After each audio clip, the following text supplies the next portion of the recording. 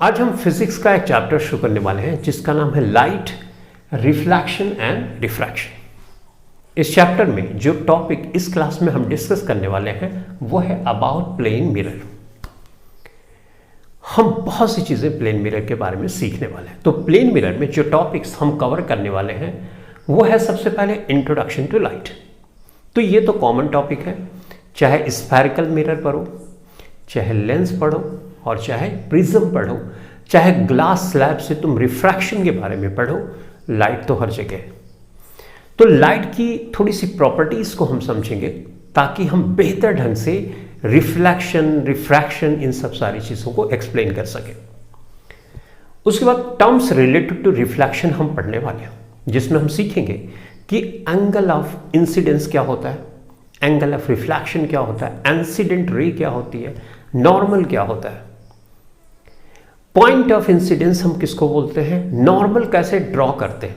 Plane mirror पे normal draw करना easy होता है, लेकिन स्फेरिकल मिरर में थोड़ा सा मुश्किल होता है। सही कॉन्सेप्ट नहीं पता हो तो हम ड्रॉ नहीं कर पाते। प्रिज्म में भी हमको जब ड्रॉ करना हो और हमें ये ना पता हो कि हम कैसे नॉर्मल ड्रॉ करते हैं तो वहां समस्या आती है। तो जब मैं स्फेरिकल मिरर, प्रिज्म या लेंस के बारे में पढ़ाऊंगा तो वहां पर मैं तुमको बताऊंगा कि नॉर्मल कैसे ड्रॉ करते हैं, और इस बात की अंडरस्टैंडिंग कि नॉर्मल कैसे ड्रॉ करते हैं, उसके बाद हम जो रे डायग्राम बनाते हैं, यानी रे की हेल्प से जो इमेज का फॉर्मेशन करते हैं, वो हमारे लिए बहुत ही इजी हो जाता है। एनीवेज, इस क्लास में तो सिंपल जो नॉर्मल ड्रॉ करने तुम ऑलरेडी जानते होगे, आई होप, तो वो सीखने वाले हैं। टर्म्स रिलेटेड टू रिफ्लेक्शन में हम ग्लांस एंगल के बारे में भी सीखेंगे। ग्लांस एंगल क्या होता है और इसकी जरूरत क्यों पड़ती है, न्यूमेरिकल सॉल्व करते हुए कैसे हेल्पफुल होता है, ये सब सारी चीजें सीखेंगे। लॉज ऑफ रिफ्लेक्शन, ये बहुत इंपॉर्टेंट टॉपिक है। रिफ्लेक्शन के कुछ सेट रूल है, रिफ्लेक्शन कहीं पर भी होगा तो वो लॉस जरूर लगेंगे, और ये एग्जामिनेशन पॉइंट ऑफ व्यू से भी इंपॉर्टेंट होता है। रूल्स फॉर इमेज फॉर्मेशन, अब प्लेन मिरर में हम अपनी शक्ल देखेंगे या कोई ऑब्जेक्ट देखते हैं तो ऑब्जेक्ट कहां बन रहा है ये मुझे या तुम्हें पता चल जाता है, करेक्ट ना, लेकिन उसका रिप्रेजेंटेशन हम कैसे करें। जो इमेज हमको दिख रही है वो इमेज क्या शीशे के अंदर या मिरर के अंदर बन रही है, ऑब्वियसली नॉट, राइट ना। इमेज के अंदर तो कुछ है ही नहीं, राइट। वहां पे तो जो प्लेन मिरर होता है उस पर पेंटिंग पीछे होती है, तो पीछे तो कुछ नहीं बन रहा, तो हमको ऐसा लगता कैसे है, करेक्ट। तो कॉन्सेप्ट आएगा वर्चुअल इमेज किसको बोलते हैं, रियल इमेज किसको बोलते हैं, और इसका डिफरेंस भी बहुत इंपॉर्टेंट है, तो इसके बारे में भी हम समझेंगे। नेचर ऑफ इमेज, अगर इमेज का फॉर्मेशन एक प्लेन मिरर पे होता है तो उसका नेचर क्या है, उसकी साइज क्या है, उसका प्लेन मिरर से डिस्टेंस क्या है, राइट। क्या वो लिटरली इन्वर्टेड है या इन्वर्टेड है, राइट। ये सब सारी चीजें हम सीखने वाले हैं। फोकल लेंथ के बारे में भी हम सीखने वाले हैं। कई बार क्वेश्चन आता है कि एक प्लेन मिरर की फोकल लेंथ क्या होती है, इनफाइनाइट होती है, कैसे इनफाइनाइट होती है, बहुत बेहतर ढंग से हम समझेंगे। Number of images form between two incline mirrors, दो मिरर्स अगर रख दिए जाएं तो उनके बीच में कितनी इमेजेस का फॉर्मेशन होगा। एक मिरर ऐसा रख दिया जाए, दूसरा 90 डिग्रीज पे, तो अगर यहां पे ऑब्जेक्ट रखा है कितनी इमेज फॉर्म करेगा। अगर जीरो एंगल पे दोनों मिरर है, 60 डिग्री पे है, तो कितनी नंबर ऑफ इमेजेस कितनी फॉर्म होंगी, कितनी बनेंगे, इसके बारे में हम सीखेंगे। लास्ट में यूज कहां है प्लेन मिरर का, तो एक तो हम अपना फेस देखते हैं, एक तो यूज यही है, लेकिन इसके अलावा और भी जगहों पर प्लेन मिरर का यूज होता है। ये सारी चीजें हम क्यों पढ़ रहे हैं, क्योंकि इसका जब हम इसकी फिनोमिनन को अच्छे से स्टडी कर लेंगे, प्लेन मिरर पे कैसे लाइट रिफ्लेक्ट होती है, तो उस बात को समझते हुए हम ऐसा कोई डिवाइस, ऐसा कोई इंस्ट्रूमेंट बना सकते हैं जिसकी हेल्प से हमारी लाइफ बेहतर हो सकती है, करेक्ट ना। तो हम सारी चीज़ों की स्टडी इसीलिए करते हैं ताकि हम अपनी डे टू डे लाइफ की चीज़ों को बेहतर बना सकें। तो let us start and understand what is introduction to light. Light का डुअल नेचर होता है, यानी लाइट दो नेचर की होती है। कौन सा नेचर, एक तो वेव नेचर होता है और दूसरा पार्टिकल नेचर होता है। ये बात साइंटिस्ट को कैसे पता चली कि लाइट का डुअल नेचर होता है, लाइट की बहुत सी फिनोमिना होती हैं, लाइट की बहुत सी घटनाएं होती हैं। इन फिनोमिना को अगर हम प्रॉपरली स्टडी करना चाहते हैं तो उसके लिए हमारे पास सेट रूल होना चाहिए। जैसे रिफ्लेक्शन के बारे में हम पढ़ते हैं, रिफ्रैक्शन के बारे में पढ़ते हैं, डिफ्रैक्शन के बारे में पढ़ते हैं, इंटरफेरेंस के बारे में पढ़ते हैं, पोलराइजेशन के बारे में हम पढ़ते हैं, और हम फोटो इलेक्ट्रिक इफेक्ट के बारे में भी पढ़ते हैं। तो इन सारी फिनोमिना को स्टडी करने के लिए अगर हमने वेव नेचर ही सिर्फ कंसीडर किया तो सारी फिनोमिना एक्सप्लेन नहीं हो पाती है। तो साइंटिस्ट सोचने पे मजबूर हो गए कि क्या इसका दो नेचर है। अगर हम पार्टिकल नेचर लेते हैं तो फिनोमिनन एक्सप्लेन हो जाती है। फॉर एग्जाम्पल, एक होता है photo electric effect. Photo word जहां पे आता है लाइट से रिलेटेड होता है। जैसे फोटोसिंथेसिस बायोलॉजी में पढ़ा होगा, वहां पे लाइट रेज आती है, क्लोरोफिल कैप्चर करता है, फूड का फॉर्मेशन करता है, करेक्ट। हमारी फोटो बनती है लाइट, राइट। इसका मतलब फोटो वर्ड जो है वो लाइट से रिलेटेड है। इलेक्ट्रिक का मतलब तुम इलेक्ट्रॉन समझ लो, यानी जब लाइट रेज किसी मेटल, किसी धातु पे पड़ती है तो इलेक्ट्रॉन का जो इमिशन होता है उस मेटल से, तो उसको हम बोलते हैं फोटो इलेक्ट्रिक इफेक्ट। अगर हम इसको वेव की तरह कंसीडर लाइट को करके उस फिनोमिनन को एक्सप्लेन करते हैं तो नहीं कर पाते। इसके बारे में तुम हर क्लास में डिटेल में समझोगे। क्लास 12 में, क्लास 11 में भी थोड़ा सा समझोगे, क्लास 11 में तुम डिटेल में समझोगे। तो अभी तुमको इतनी अंडरस्टैंडिंग हो जाए कि लाइट का डुअल नेचर होता है तो इतना ही सफिशिएंट है। तो इस चीज को लिख लेते हैं कि लाइट हैज डुअल नेचर। तो पहला है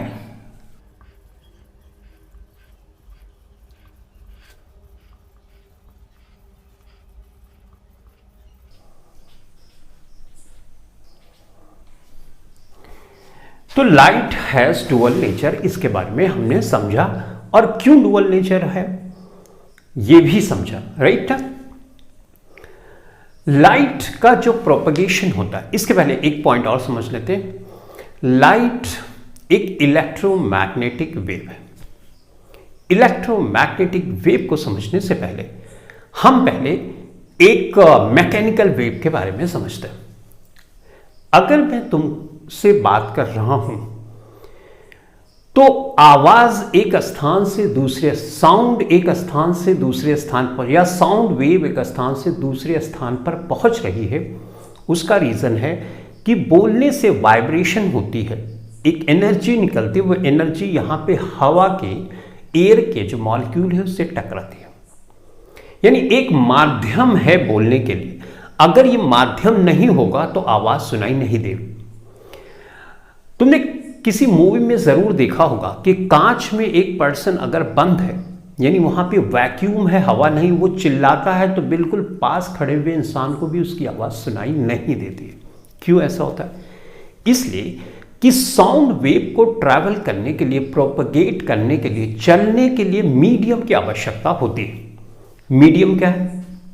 जैसे वाटर एक मीडियम है, ग्लास या कांच एक मीडियम है, एयर एक मीडियम है, ऑयल एक मीडियम है। तो मीडियम समझ गए? मीडियम का होना जरूरी है, तभी साउंड वेव एक स्थान से दूसरे स्थान पहुंच सकती है। तो ऐसी वेव जिसको आगे बढ़ने के लिए, प्रोपगेट होने के लिए किसी मीडियम की आवश्यकता होती है, हम उसको बोलते हैं मैकेनिकल वेव। अब लाइट के बारे में हम थोड़ा सा विचार करते हैं। सूरज हमसे बहुत दूर है। सूरज की रोशनी जब वहां से चलती है तो ऑब्वियसली बीच में वैक्यूम है, निर्वात है, जहां पे कोई भी वाटर के या किसी भी तरह का मीडियम नहीं मौजूद है। वैक्यूम का मतलब वहां पे हवा भी नहीं है। तो इसका मतलब मीडियम नहीं है, तो उसको, सूरज की रोशनी को वहां से पृथ्वी पर नहीं पहुंचना चाहिए, करेक्ट। लेकिन सूरज की रोशनी पहुंचती है, जो कि हमने देखा है और हम जानते भी। तो ऐसे कैसे होता है, करेक्ट ना? हाँ, ये बात सही है कि हमारी पृथ्वी के वायुमंडल में हवा है, यहां तो कोई इश्यूज नहीं है। लेकिन जब सूरज की रोशनी सूरज से चलना शुरू करती है और 8 मिनट 20 सेकंड में लगभग हमारे पृथ्वी पर पहुंच जाती है, तो बीच में बहुत से स्थान ऐसे मिलता है जहां पे किसी तरह का कोई वायुमंडल नहीं, कोई एयर नहीं है, कोई मीडियम नहीं है, तो भी लाइट वहां से यहां तक पहुंच जाती है। तो ऐसी वेव जिसको प्रोपगेट होने के लिए, जिसको चलने के लिए किसी मीडियम की आवश्यकता नहीं होती है, इलेक्ट्रोमैग्नेटिक वेव हम बोलते हैं। लाइट ही इलेक्ट्रोमैग्नेटिक वेव नहीं है, इसके अलावा और भी इलेक्ट्रोमैग्नेटिक वेव होती है।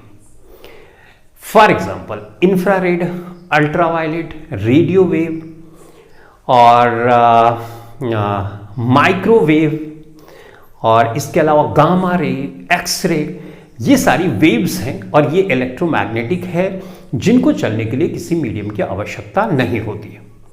इलेक्ट्रोमैग्नेटिक वेव क्या है, इसके बारे में तुम क्लास 12 में फिजिक्स में डिटेल में समझोगे।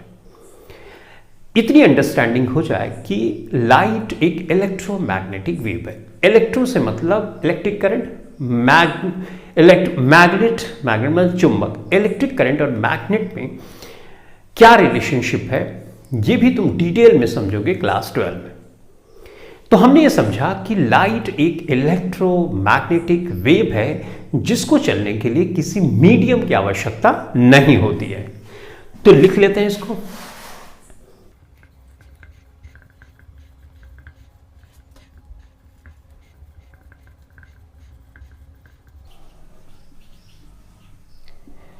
ऑलराइट, तो लाइट एक इलेक्ट्रोमैग्नेटिक वेव है। इलेक्ट्रोमैग्नेटिक वेव जो और भी हैं वो भी इंपॉर्टेंट है, मैं लिख देता हूं, अभी नहीं तो कभी ना कभी जरूर काम आएगी। ठीक है, तो नोट डाउन कर लोगे तो वेल एंड गुड, नहीं करोगे तब भी ठीक है। पहली है radio wave.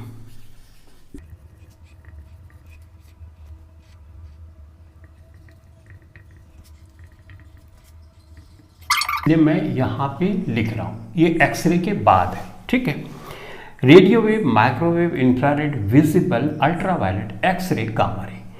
Radio wave, microwave, infrared, ये सब हमको नहीं दिखती। जो विजिबल होती है लाइट वेव वही हमको दिखती, यानी हमारी आंखें यूं के देख सकते हैं। रेडियो वेव कहाँ यूज होती है, जो रेडियो बनता है मोबाइल में यूज करते हैं, वहां रेडियो वेव हमको दिखते नहीं दिखते, राइट। माइक्रोवेव भी हमको नहीं दिखती है, इंफ्रारेड भी हमको नहीं दिखती, अल्ट्रावायलेट भी नहीं दिखती। एक्सरे जब हड्डी में फ्रैक्चर हो जाता है तो इस रे का इस्तेमाल किया जाता है, तो वो हमको दिखती है, नहीं दिखती। गामा रे नहीं दिखती। जो इधर वेव है ना, इसकी वेवलेंथ ज़्यादा होती है, इसकी उससे कम, इसकी उससे कम, इसकी उससे कम, इसकी उससे कम, और इसकी वेवलेंथ सबसे कम होती है। वेवलेंथ तो तुम जरूर समझते होगे वेवलेंथ के बारे में, क्लास 9 में तुमने देखा होगा कि वेव को दिखाने के लिए कुछ इस तरह से हम बनाते हैं, राइट। तो यहां से यहां तक की दूरी को हम वेवलेंथ बोलते हैं, इसको लैम्डा से दिखाते हैं, राइट। वेवलेंथ मतलब वेव की लंबाई। और एक वर्ड तुमने फ्रीक्वेंसी पढ़ा होगा जिसको हम ये न्यू से दिखाते हैं, NU, न्यू। फ्रीक्वेंसी क्या है, एक सेकेंड में कितने ऑसिलेशंस होते हैं, कितनी वाइब्रेशन होती है, तो उसी को हम फ्रीक्वेंसी बोलते हैं, जिसको हर्ट्ज में मेजर करते हैं, करेक्ट ना। तो यहां से मैं अगर इस साइड जाऊं तो ये वेवलेंथ डिक्रीज हो रही है, ठीक है, ये डिक्रीजिंग ऑर्डर है,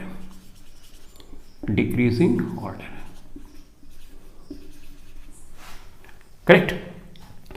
एक फार्मूला मैं लिख देता हूं ताकि तुमको थोड़ी सी अंडरस्टैंडिंग हो। E बराबर hc/λ, ये प्लैंक कांस्टेंट है, ये लाइट की वेलोसिटी है, और हम जानते हैं लाइट की वेलोसिटी होती है 3 × 10⁸ मीटर पर सेकेंड, या इसको बोल सकते हो 3 लाख किलोमीटर पर सेकेंड, यानी एक सेकेंड में 3 लाख किलोमीटर लाइट चलती है, बहुत फास्ट। एक सेकेंड कितना होता है, एक हो गया, एक सेकेंड। इतनी देर में लाइट 3 लाख किलोमीटर चलती है, 8 मिनट 20 सेकेंड में पृथ्वी पर पहुंचती है। तो डिस्टेंस अर्थ की और सन की बहुत ज्यादा है, करेक्ट ना। अब ये जो वेलोसिटी है, यही वेलोसिटी इसकी भी, यानी जितनी भी इलेक्ट्रोमैग्नेटिक वेव होती है उन सब की वेलोसिटी 3 लाख किलोमीटर पर सेकेंड ही होती है। इस फार्मूले से मैं तुमको ये बताना चाहता हूं कि अब यहां जिसकी वेवलेंथ ज्यादा होगी उसकी एनर्जी कम होगी। ये देखो इनवर्सली प्रोपोर्शनल है, एनर्जी ज्यादा तो वेवलेंथ कम तो एनर्जी ज्यादा, ऑपोजिट ही होगी। तो इसका मतलब यहां पे वेवलेंथ इसकी ज्यादा है तो इसका मतलब एनर्जी इसमें कम है। अब यहां पे वेवलेंथ सबसे कम है तो एक्सक्यूज मी, तो यहां पे एनर्जी सबसे ज्यादा। इसका मतलब यह हुआ कि गामा रे एक्सरे में एनर्जी बहुत होती है, ऑब्वियसली होती है। एक्सरे में बहुत ज़्यादा एनर्जी होती है, तभी तो पेनिट्रेट कर जाती है मांस को और हड्डियों का इंप्रेशन बढ़ जाता है एक्सरे में, करेक्ट। गामा रे तो उससे भी ज़्यादा खतरनाक होती है, यानी उसमें बहुत एनर्जी होती है। एनर्जी अगर ज़्यादा है तो इसका मतलब वेवलेंथ इसकी कम है, ठीक है। इतनी बात तुम समझ गए तो बहुत बड़ी बात हो गई, इसमें ज़्यादा उलझने की ज़रूरत नहीं। तुमको ये समझना है वेवलेंथ एनर्जी के इन्वर्सली प्रोपोर्शनल होता है। फ्रीक्वेंसी के बारे में मैं अगर बताऊं तो कुछ इस तरह से रिलेशनशिप होता है C/λ, ठीक है। यानी जिसकी वेवलेंथ ज्यादा उसकी फ्रीक्वेंसी कम, ठीक। इतनी बात समझ गए और ये समझना जरूरी भी है क्योंकि ये कहीं ना कहीं तुमको पढ़ना ही पड़ेगा, तो अभी समझ लो। इतनी बात समझ गए। ये क्या है, लाइट की वेलोसिटी है, ये वेवलेंथ है और ये है फ्रीक्वेंसी जिसको न्यू से हमने दिखाया। तो फाइनली हमारी अंडरस्टैंडिंग ये हुई कि लाइट एक इलेक्ट्रोमैग्नेटिक वेव है जिसको चलने के लिए किसी मीडियम की आवश्यकता नहीं होती है, और जितनी इलेक्ट्रोमैग्नेटिक वेव है सबकी वेलोसिटी 3 × 10⁸ मीटर पर सेकेंड या 3 लाख किलोमीटर पर सेकेंड होती है। लाइट रे जो हमको विजिबल है, इंद्रधनुष का कलर तुमने जरूर सुना होगा, विबग्योर, राइट, वही होता है। तो मैं विबग्योर को इस तरह से लिखूंगा, विबग्योर। उल्टा क्यों लिख रहा हूं, क्योंकि रेड कलर की जो वेवलेंथ होती है वो ज्यादा होती है और इधर जाओगे तो वायलेट की वेवलेंथ सबसे कम होती है। अगर ये सीक्वेंस तुमको पता रहे, वेवलेंथ पता रहे और हमको ये पता रहे फ्रीक्वेंसी का ऑर्डर, तो बहुत से क्वेश्चंस की अंडरस्टैंडिंग हमको अच्छी होती है और क्वेश्चन भी हमारे अच्छे से सॉल्व होते हैं, ठीक। इतनी बात समझ, यानी फाइनली हमने ये समझा कि विजिबल जो लाइट होती है उसमें 7 कलर का कॉम्बिनेशन होता है जिसको इंद्रधनुष का कलर भी हम बोलते हैं, रेनबो का कलर भी हम बोलते हैं। तो बाकी की जो ये है ये तो हमको दिखाई नहीं पड़ती, हमारी आंखें तो इसी को परसीव कर पाएंगी, राइट। तो एक व्हाइट लाइट 7 कलर का मिक्सचर होता है, इतनी बात समझ गए। एक व्हाइट लाइट 7 कलर का मिक्सचर होता है। अगर इसमें से एक कलर को मैं लूं तो मैं इसको बोलूंगा मोनोक्रोमैटिक लाइट, क्रोमैटिक लाइट या मोनोक्रोमैटिक रे भी बोल सकते हो। समझ में बात, मोनो माने एक, यानी एक कलर, क्रोम वर्ड आता है कलर के लिए, तो मोनोक्रोमैटिक लाइट यानी ये मोनोक्रोमैटिक, ये मोनोक्रोमैटिक, ये मोनोक्रोमैटिक, राइट। मोनोक्रोमैटिक लाइट की अंडरस्टैंडिंग भी जरूरी है क्योंकि जब तुम स्टडी करोगे प्रिज्म के बारे में तो वहां पे व्हाइट लाइट भेजना पड़ेगा, ना कि मोनोक्रोमैटिक। और बाकी चीजों की स्टडी करने के लिए मोनोक्रोमैटिक लाइट तुमको दिखानी होती है। क्यों? क्योंकि हर कलर का ना जो डिविएशन होता है, जो विचलन होता है, वो अलग अलग होता है। तो इतनी बात तुम अगर समझ जाओ कि ये 7 कलर है, इसी को हमारी आंखें देख पाती है। इलेक्ट्रोमैग्नेटिक वेव होती है लाइट, जिसको चलने के लिए किसी मीडियम की आवश्यकता नहीं होती है तो भी सफिशिएंट। डन, इतनी बातें हमने समझ ली भाई। इसको मिटा दूं भी, इसको आई होप तुमने लिख लिया होगा, तो ये बात यहां से मिटा देते हैं। ऑलराइट, तो लाइट एक इलेक्ट्रोमैग्नेटिक वेव है जिसको चलने के लिए किसी मीडियम की आवश्यकता नहीं होती है। ठीक है, इतनी बात हमने समझ ली। फ्रीक्वेंसी के बारे में भी हमने समझा और साथ ही साथ हमने वेवलेंथ के बारे में भी डिस्कशन यहां पे किया। जब हम रे डायग्राम बनाएंगे, रे डायग्राम मतलब रे बनाएंगे, तो रे डायग्राम में हम जो फिनोमिनन है लाइट की रिफ्लैक्शन की, उसको स्टडी करते हैं। अब एक मिरर लो, मिरर में खुद को देखोगे तो तुमको तो पता ही चल जाता है इमेज कहां बन रही है, करेक्ट ना? लेकिन इस बात को एक पेपर पे कैसे एक्सप्लेन करोगे, उसको एक्सप्लेन करने के लिए हम रे का सहारा लेते हैं। रे क्या होता है? मैथमेटिक्स में तुमने पढ़ा होगा, एक लाइन खींचो, अगर दोनों साइड इस तरह से हेड होता है तो इसको लाइन बोलते हैं, लेकिन एक साइड हेड होता है तो इसको रे बोलते हैं। और ये जो हेड होता है ये बताता है कि लाइट की डायरेक्शन क्या है, लाइट इधर से इस डायरेक्शन में जा रही है। अगर इस तरह से मैं बना दूं तो इसका मतलब लाइट इस डायरेक्शन में जा रही है, तो ये रे है। अब रे तो सीधी होती है, तो सीधी रे का सहारा हमने क्यों लिया? वो इसलिए कि लाइट का जो प्रोपगेशन होता है, संचरण होता है, जो चलना होता है, वो सीधी रेखा में चलती है। इस बात को हम पहले प्रूफ कर लेते हैं, फिर हम इस बात को लिख भी लेते हैं। चलो पहले लिख लेते हैं, उसके बाद प्रूफ करते हैं। तीसरा पॉइंट,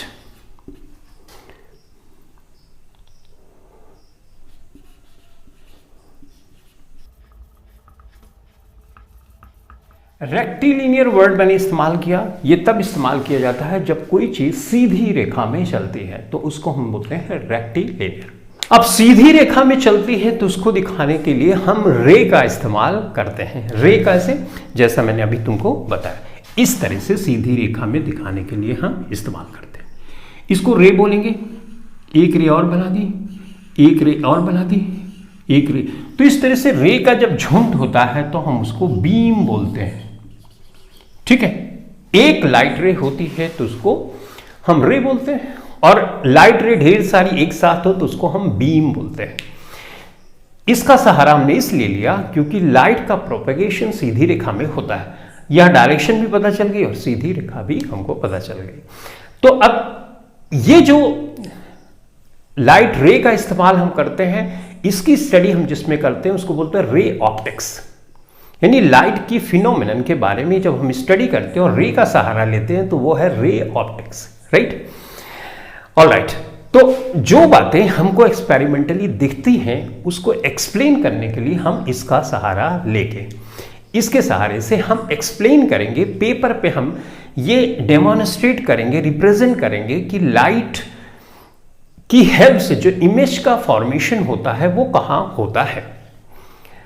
अब एक बात तो तुमको बहुत अच्छे से समझ में आ जानी चाहिए, या पहले से तुमने कहीं पढ़ा भी होगा और समझा भी होगा, कि कोई वस्तु हमको दिखाई तब पड़ती है जब वहां से लाइट रे टकरा के हमारे आंखों पे पहुंचती है। आई रिपीट, कोई चीज हमको तभी दिखाई देती है जब उस वस्तु से लाइट रे टकरा के हमारी आंखों पे पड़ती है। तो यानी रिफ्लेक्टेड लाइट की वजह से हमको कोई चीज दिखाई पड़ती है। अंधेरा कर दो, लाइट रे वहां से रिफ्लेक्ट होकर आ ही नहीं रही तो हमको वस्तु नहीं दिखाई देती है, करेक्ट? ऑलराइट, तो अगर कोई चीज रेड कलर की दिखाई दे रही है तो इसका मतलब लाइट रे वहां पे जाती है, वो रेड कलर की वस्तु सारी जो कलर्स होते हैं, अभी मैंने बताया था विजिबल लाइट में कई कलर्स होते हैं, एब्जॉर्ब कर लेती है और सिर्फ रेड कलर को रिफ्लेक्ट करती है। तो वो वस्तु हमको दिखाई भी देती है और साथ ही साथ रेड कलर की भी दिखाई देती है। यानी किसी चीज पे लाइट रे पड़ती है, उससे रिफ्लेक्ट होकर हमारी आंखों पे पहुंचती है, तभी हमको वस्तु दिखाई देती है। इसका मतलब यह हुआ कि इमेज का फॉर्मेशन हम करेंगे तो हम क्या देखेंगे? हम देखेंगे रिफ्लेक्टेड रे कहां से आ रही है, तभी हमको करेक्ट सेंस हो पाएगा कि इमेज का फॉर्मेशन कहां पर हो रहा है, ठीक? अब अगर एक लाइट रे है किसी सरफेस पे टकराती है तो तीन सिचुएशन उसमें अराइज हो सकती है, तीन सिचुएशन हो सकती है। तो उसको समझ लेते हैं वो कौन सी तीन सिचुएशन है, ठीक है? तो यहां पे चलो मैं लिख देता हूं 3 सिचुएशन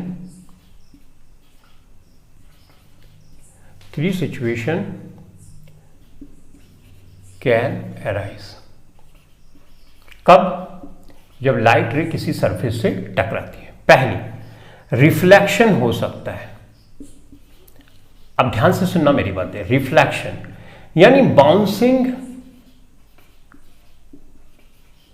बैक या bouncing off from the mirror, bouncing back of the light, of light, light का बाउंसिंग बैक होना।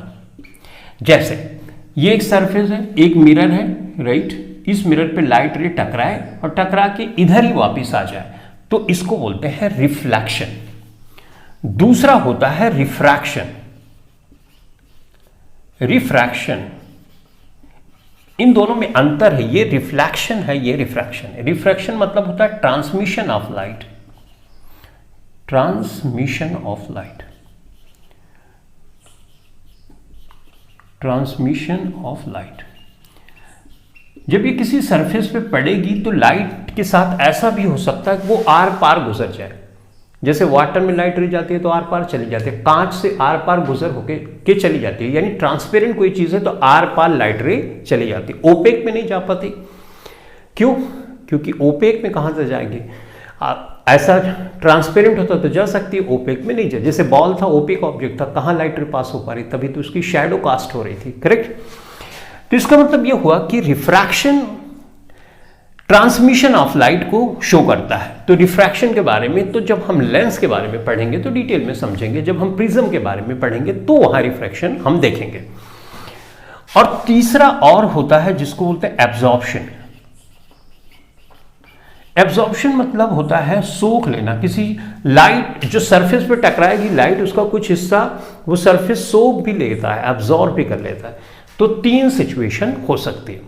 हम इस क्लास में डिस्कस करने वाले हैं रिफ्लेक्शन के बारे में। तो अब इस टॉपिक को हम आगे कंटिन्यू करने वाले हैं। आई होप ये तुमने कॉपी कर लिया होगा। जो रिफ्लेक्शन होता है वो दो तरह का होता है। कितने तरह का? दो तरह का होता है। एक होता है regular reflection, regular reflection. Regular reflection कैसे होता है? जैसे हमने कांच लिया और प्लेन मिरर लिया। प्लेन मिरर अभी तक तुम समझ गए होगे। प्लेन मतलब जैसे प्लेन है, खुरदरी सरफेस ना हो, वेवी, जैसे ऐसी सरफेस ना हो, एकदम प्लेन हो, राइट।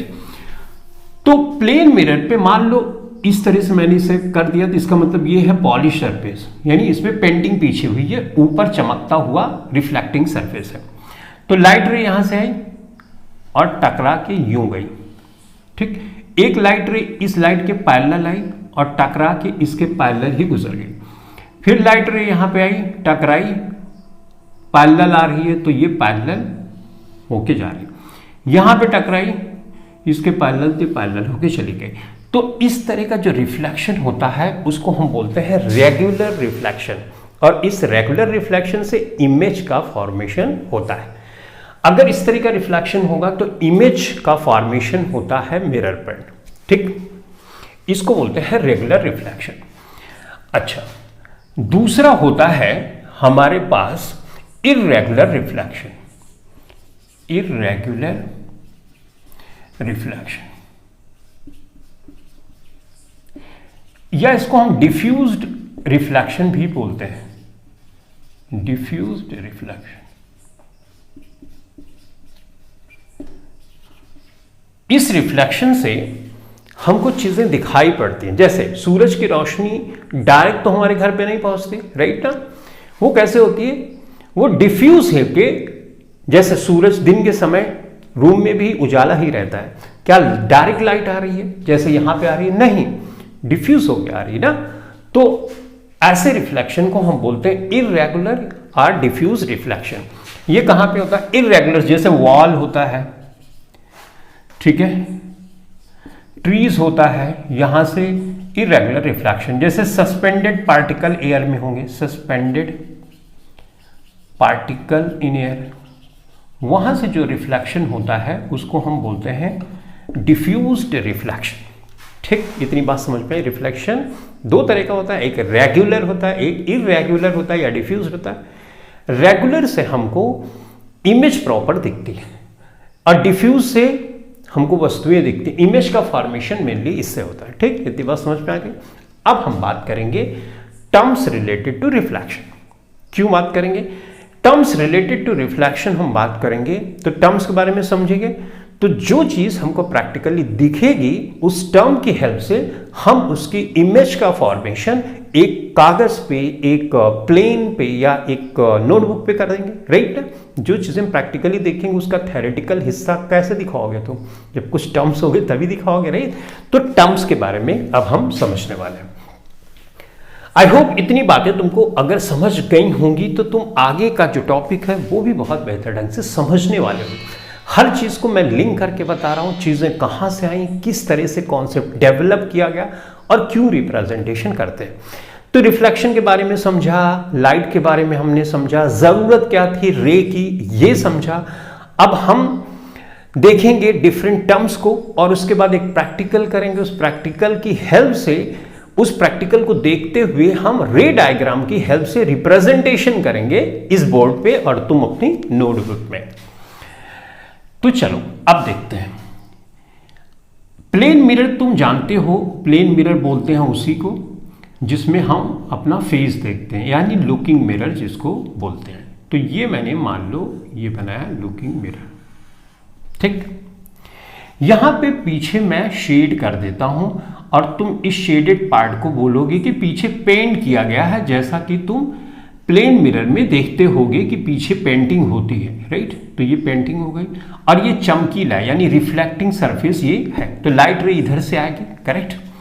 इसको मैं बोलूंगा शेडेड रीजन, शेडेड रीजन, ठीक। ये वाला सरफेस क्या है अपना, reflecting surface, reflecting surface, alright. अब देखो लाइट रे, तो अगर एक ऑब्जेक्ट है फॉर एग्जांपल यहां पे रखा है तो इस पे लाइट रे तो बहुत सी डायरेक्शन से आएगी और टकरा के निकले भी कई डायरेक्शन में, सारी डायरेक्शन में, करेक्ट। जहां जहां लाइट पड़ेगी वहां से लाइट रेज निकलेगी, तो लाइट रे को दिखाने का ये तरीका हुआ। तो चारों तरफ से निकल रही है, लेकिन हम उन लाइट रेज को कंसीडर करेंगे, लेंगे जिससे इमेज का फॉर्मेशन हो जाए। इमेज का फॉर्मेशन के लिए 2 लाइट रेज सफिशिएंट होती हैं, ठीक है। तो चलो अब हम देखते हैं। तो ये पॉइंट पे मान लो इस ऑब्जेक्ट की इमेज को हम देखना चाहते हैं। ये जो पॉइंट पे एक लाइट रे मैंने बनाई यू,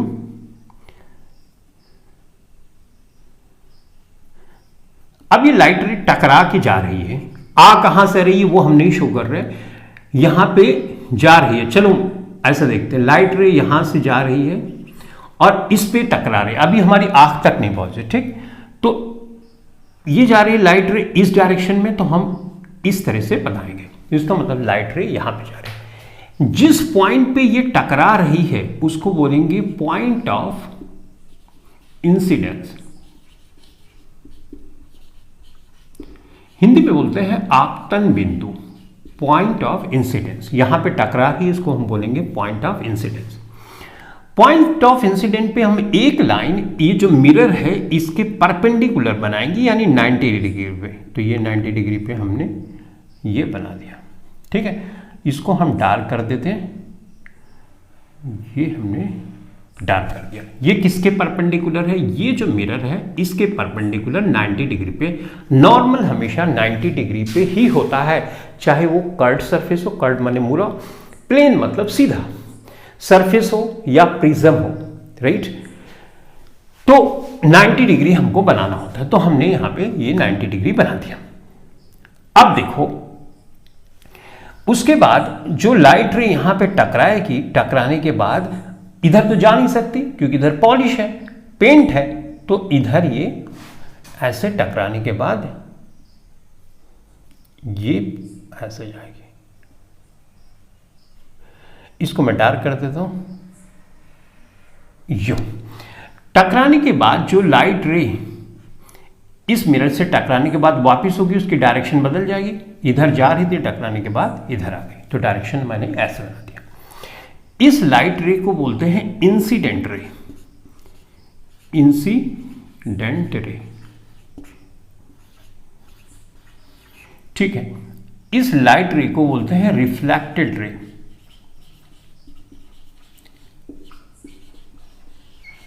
ठीक। इसको हम बोलते हैं नॉर्मल, जो 90 डिग्री पे होती है इस प्लेन मिरर के, इसको बोलते हैं नॉर्मल। डन। ये वाला जो एंगल होता है, ये वाला यानी नॉर्मल से इंसिडेंट रे के बीच का जो एंगल होता है, इसको हम बोलते हैं एंगल ऑफ इंसिडेंस। इंसिडेंस, ये जो एंगल बना होता है ये, इसको हम बोलते हैं angle of reflection. Angle of reflection, ठीक है। यहां पर देखो ये मिरर के साथ भी एक एंगल बना है, मिरर और इंसिडेंट रे के बीच का भी एक एंगल है, राइट। इसको बोलते हैं glance angle. Glance angle of incidence. कई बार क्वेश्चन में तुमको ये दिया गया होता है और ये पूछा जाता है, हम जानते हैं कि एंगल ऑफ इंसिडेंस जिसको हम I से दिखाते हैं और एंगल ऑफ रिफ्लेक्शन जिसको R से दिखाते हैं, रिफ्लेक्शन की फिनोमेनन में ये I = R होता है। क्यों होता है अभी एक एक्सपेरिमेंट के थ्रू समझेंगे, लेकिन अभी समझो कि I R के बराबर होता है, यानी ये एंगल इस एंगल के बराबर होता है। अब न्यूमेरिकल में क्वेश्चन कैसे आता है, इस एंगल को दे दिया जाएगा तुमको, इस एंगल को दे दिया जाएगा और तुमसे पूछा जाएगा कि तुम बताओ एंगल ऑफ रिफ्लेक्शन क्या है। तो तुम फटाक से सोचोगे angle of incidence angle of reflection के बराबर होता है और आंसर दे दोगे और आंसर हो जाएगा गलत। क्यों? क्योंकि इंसिडेंट रे से नॉर्मल के बीच का एंगल एंगल ऑफ इंसिडेंस होता है, ना कि मिरर और जो इंसिडेंट रे है उसके बीच का एंगल। लेकिन ये तो हम जानते हैं कि ये 90 डिग्री, ये भी 90 डिग्री है। तो फॉर एग्जांपल अगर ये यहाँ पे 60 डिग्री दिया गया है तो ये कितना होगा? ऑब्वियसली 30 होगा, 60 + 30, यानी ये 30 है तो ये 30 के बराबर होगा, ना कि 60 के। देखा? तो ये अंडरस्टैंडिंग अगर नहीं होगी तो न्यूमेरिकल में समस्या आ सकती है। ठीक, तो इसका मतलब हमने ये बात समझ ली और ये जो टर्म्स इससे रिलेटेड है उसको भी हमने बेहतर ढंग से, अब मैं इसको मिटाऊंगा और मिटाने के बाद मैं एक डायग्राम बनाऊंगा और तुमको बताऊंगा कि अगर तुम प्रैक्टिकल करना चाहो तो कैसे प्रैक्टिकल करके ये डिसाइड कर सकते हो कि I यानी angle of incidence angle of reflection के बराबर होता है। तो चलो फटाफट से इसको मिटा देते हैं। टर्म्स के बारे में ध्यान रखना, इन टर्म्स का इस्तेमाल हम दोबारा से करने वाले हैं। तो सबसे पहले मैं एक यहां पर इस तरह से एक मिरर बनाने वाला हूं। ठीक है भाई, इधर मैंने ये शेडेड पार्ट बना दिया, राइट। यहां पे मान लो एक ऑब्जेक्ट मैंने रखा, ध्यान से सुनना मेरा, ये प्लेन मिरर है हमारा, ऑब्जेक्ट यहां पे रख दिया। अब बताओ इसकी इमेज कहां बनेगी? यहां बनेगी, यहां बनेगी, यहां बनेगी। तो ऑब्वियसली हम जानते हैं हम अगर यहां खड़े हैं तो इसकी इमेज यहीं पर बनाएंगे। तो इसकी इमेज मैं यहां पर बना देता हूं। तो यहां पे कुछ इस तरह से मैं ऐसे dot dot dot dot dot बना देता हूं। तो इसी की सीध में बनेगी, तो इसका मतलब यहां पे इस तरह से कुछ है। मिरर के पीछे की चीजें बनाई जाती हैं। चलो अभी इतना समझो, इसको मैं डार्क बना रहा हूं। क्यों डार्क बना रहा हूं अभी मैं बताऊंगा। ठीक है, डार्क बना दिया और यहां पे डॉट डॉट हमने बना दिया। इमेज कहां बनेगी? यहां पे बनेगी।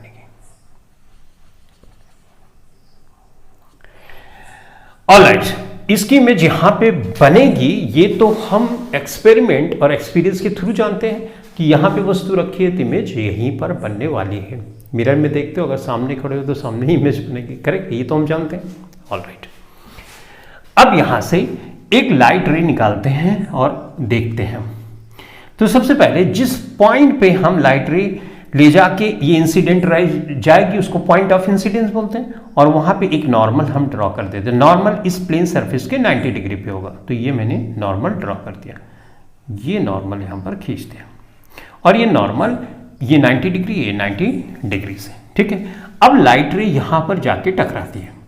चलो बना देते हैं, लाइट रे यहां पे जाके टकराती है इस तरह से। ठीक है, ये लाइट रे गई और यहाँ पे टकरा गई, ठीक। यहाँ पे हमने इसको इस तरह से बना दिया। इसको बोलेंगे angle I, correct, angle of incident. और इसको एंगल ऑफ इंसिडेंस बोलते हैं नॉर्मल से जो होता है, और ये जो लाइट रे है ये इंसिडेंट रे है, ये पॉइंट ऑफ इंसिडेंस है, राइट। ऑलराइट, अब यहां पे तुम वस्तु को देख रहे हो, लाइट रे, और ये ऑब्जेक्ट, मान लो तुम यहां से ऑब्जेक्ट को देख रहे हो, तो हमारी आंखें कहां पे हैं, यहां पे कुछ बनी हुई हैं। तो जब तुम ऑब्जेक्ट को देखते हो यहां से और इस इमेज को देखना चाहते हो, तो इस इमेज को तुम सीधी डायरेक्शन में ही देख सकते हो। हमारी आंख लाइट रे को सीधी डायरेक्शन में ही परसीव करती है, चाहे वो एक्चुअल में वहां एग्जिस्ट कर रहा हो चाहे ना हो कर रहा हो। तो इसका मतलब हम आंख से देखेंगे तो हमको बिल्कुल सीधा ऐसी लाइन में दिखेगी। तो चलो इसको सीधा बना देते हैं। ये लाइट रे यहाँ पे पीछे तो कोई ऐसी एज सच इमेज बनती नहीं है, राइट। पीछे क्या इमेज बनेगी, इमेज बनती नहीं, हमको ऐसा एहसास होता है और आँख को भी ऐसा ही लगता है। तो ये पॉइंट ऑफ इंसिडेंस पे लेके जाके एक हो गया, इसको एक सेकेंड बना देते हैं। ऑलराइट, चलो यहाँ पे करते हैं। तो ये मैंने लाइट रे बनाई, यू बनाई, यू बनाई, यू बनाई, राइट। और लाइट रे, अब इसको सीधा ऐसे हम बढ़ाते जाएंगे।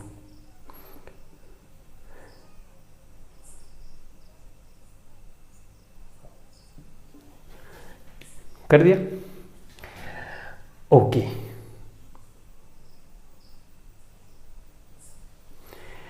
इस लाइट रे को हमने सीधा ऐसे खींच दिया।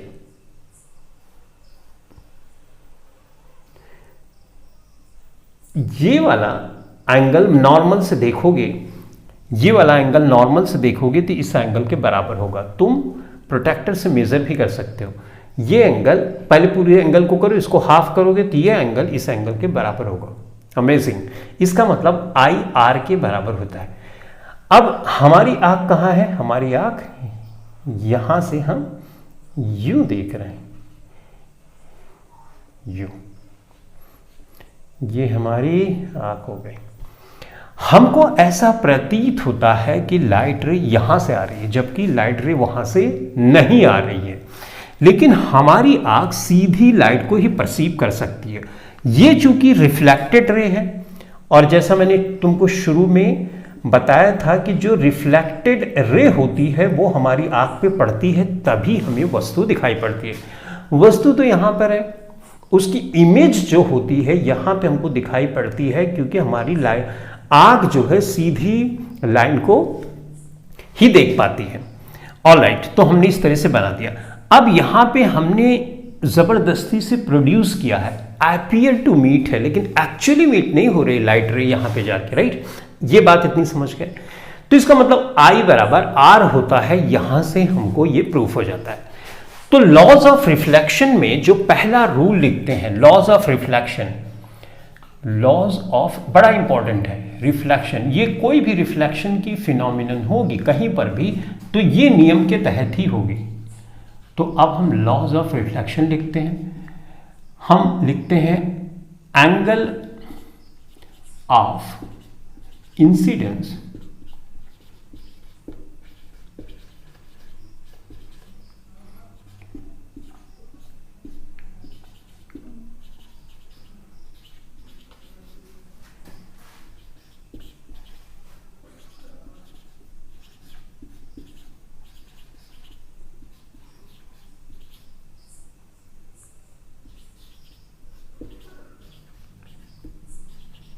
Are, right. तो ये पहला नियम है जिसको हम शॉर्ट में ऐसे भी लिखते हैं, एंगल आर बराबर एंगल आई बराबर एंगल आर। तो लॉज, ये जो रिफ्लेक्शन के लॉज हैं उसमें से एक लॉ है कि एंगल ऑफ इंसिडेंस हमेशा एंगल ऑफ रिफ्लेक्शन के इक्वल होगा। अब यहां पे एक एंगल पे ध्यान से सुनना मेरी बात। लाइट रे हमने यहां से कंसीडर की तो जितना एंगल ये था उतने एंगल पे नॉर्मल से ये रिफ्लेक्ट होकर चली गई। अगर मैं लाइट रे को यहाँ पे तिरछा करूँ तो ये और पास आ जाएगी, लाइट रे को और पास करूँ तो ये और। अगर मान लो लाइट रे, ये जो इंसिडेंट रे है यहीं से होकर गुजरे तो क्या होगा? तो ऑब्वियसली लाइट रे को यहाँ से, अगर इस नॉर्मल से लाइट रे कोई गुजर रही है तो वहीं से वापस हो जाएगी, करेक्ट ना? जितना एंगल ये बना रहा है उतना एंगल तो ये भी बनाएगा, करेक्ट? तो इसका मतलब लाइट रे यहां से जा रही है तो इसी डायरेक्शन, यानी नॉर्मल से लाइट रे अगर होके गुजरती है तो नॉर्मल पे ही वापस आ जाती है। इसी तरह से यहां पे ध्यान दो, लाइट रे अगर सीधी जा रही है, यहां पे तुम नॉर्मल बनाओगे इस जगह पे तो 90 डिग्री पे बनाओगे, नॉर्मल यही है, इंसिडेंट रे का जो पाथ है वही है, तो रिफ्लेक्टेड रे का पाथ क्या होगा? ऑब्वियसली यही होगा। इसको हम पीछे प्रोड्यूस करेंगे तो ये जो रिफ्लेक्टेड रे इसकी है, जो रिफ्लेक्टेड रे इसकी है, इस वाली रे की रिफ्लेक्टेड ये है, इस वाली रे की रिफ्लेक्टेड यही वाली है। इसको पीछे प्रोड्यूस करोगे तो यहां पे जाके कट कर रही है, जहां पे कट करती है वहीं पे इमेज बनती है।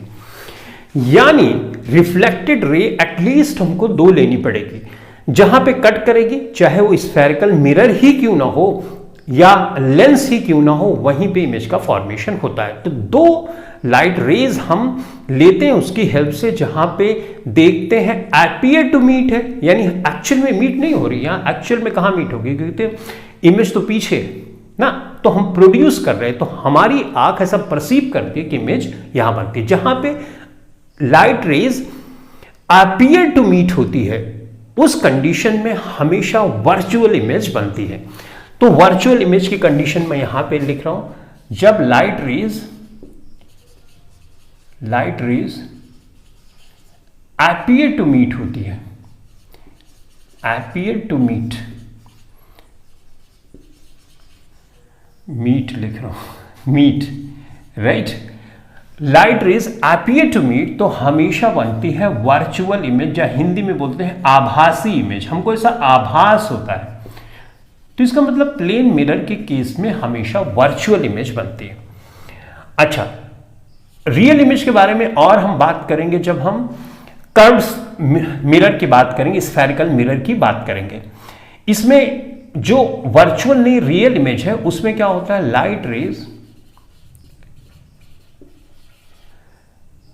एक्चुअली मीट, वास्तव में मीट करती है। कैसे मीट करती है जब मैं पढ़ाऊंगा तो डिटेल में समझाऊंगा, लेकिन एक बात तुमको समझ में आ गई यहां पे हम जबरदस्त। अच्छा, जब light rays appear to meet होता है तो हम ऐसे डॉटेड लाइन दिखाते हैं इस तरह से, जो मैं तुमको बता रहा था। यहां तो सब एक्चुअल है लाइट रे, यहां अपीयर टू मीट है, इसलिए हम इस तरह से इसको दिखाते हैं। ठीक है, इतनी बात समझ गए कि ये कौन सी है, ये है रियल इमेज, या हिंदी में बोलते हैं वास्तविक इमेज। तो भाई ये रियल इमेज अपनी हो गई, डन। तो इसको मिटा देता हूं क्योंकि इसकी जरूरत तो हमको इसमें है ही नहीं। प्लेन मिरर में हमेशा जो होती है वर्चुअल इमेज बनती है। ऑलराइट, तो अब तक हमने सीखा I = R होता है, और अगर लाइट रे एक एंगल पे जाती है तो जितना एंगल बनाती है, यानी एंगल ऑफ इंसिडेंस जितना होता है उतना एंगल ऑफ रिफ्लेक्शन भी होता है। लाइट रे अगर नॉर्मल से होकर गुजरेगी तो मिरर पे टकराने के बाद उसी डायरेक्शन में वापस हो जाएगी, और हमको इमेज फॉर्मेशन के लिए एटलीस्ट दो लाइट रेज की जरूरत होती है। लाइट रेज जहां पे अपीयर टू मीट होती है या एक्चुअली मीट होती है, वहीं पॉइंट ऑफ इंटरसेक्शन पे ही इमेज का फॉर्मेशन हो जाता है। लेकिन रिफ्लेक्टेड रे कट करनी चाहिए, रिफ्लेक्टेड रे, ठीक। इतनी बातें समझिए। प्लेन मिरर में हमेशा ऐसा होगा कि वर्चुअल इमेज ही बनेगी।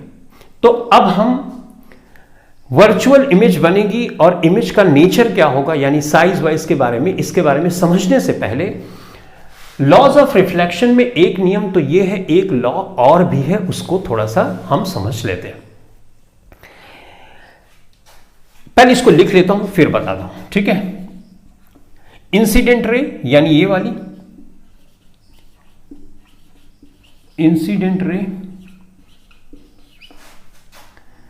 Reflected ray and normal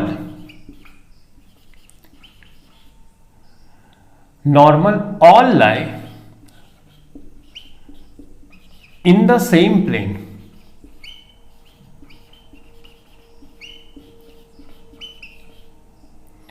plane at the point of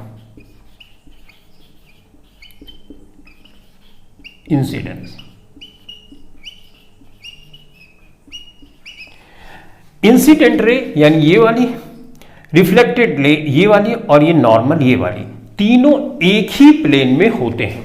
अब ये बात बहुत ध्यान से समझना, प्लेन क्या है? ये वाली चीज, हाथ मेरा प्लेन है, ये तीनों लाइट मतलब इंसिडेंट रे, नॉर्मल और रिफ्लेक्टेड रे तीनों एक ही प्लेन में होती हैं। इसका क्या मतलब? मैं 3 बार कर लेता हूं। मान लो कि ये इंसिडेंट रे है, ये रिफ्लेक्टेड रे है और ये नॉर्मल है। देखो इसको मैंने प्लेन में रखा, बोर्ड एक प्लेन है तो तीनों वहां पे एडजस्ट हो गई। लेकिन अगर इस तरह से एक होता, नॉर्मल होता या ये वाला ऐसे होता, तो प्लेन में एडजस्ट नहीं हो पाती। जब भी रिफ्लेक्शन होता है इसी तरह से होता है, यानी रिफ्लेक्शन की प्रोसेस में ये तीनों हमेशा एक ही प्लेन में होंगे। अब हाथ पे रख के दिखाता हूं, जैसे ये है, ये तीनों हाथ रखा मैंने, तीनों प्लेन में, ये हाथ पे एडजस्ट हो गए तो तीनों एक ही प्लेन में है। अगर एक लाइट रे यूं होती, ये मान लो नॉर्मल हो या कोई रिफ्लेक्टेड हो या इंसिडेंट रे, ऐसा कभी नहीं हो सकता। मैं इसको एडजस्ट करता हूं, 2 तो नहीं हो रहा है, 2 हो रहा है लेकिन ये 1 नहीं हो रहा है, तो ऐसा पॉसिबल नहीं है।